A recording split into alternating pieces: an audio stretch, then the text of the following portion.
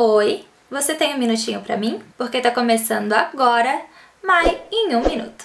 E no vídeo de hoje você vai ver como baixar efeitos sonoros para os seus vídeos. Na descrição do vídeo eu vou deixar uma lista de canais cheios de efeitos sonoros para vocês baixarem. E depois é só escolher o efeito que vocês quiserem, colocar as letras SS na frente do link e baixarem o áudio dessa forma que eu mostro para vocês no vídeo. E depois é só você adicionar esse efeito no seu editor e usá-lo em seus vídeos como você preferir. Na descrição vocês também encontrarão os meus efeitos sonoros favoritos. Eu espero que vocês gostem e aproveitem essa dica. Um super beijo, fiquem com Deus e até o próximo vídeo. Bye!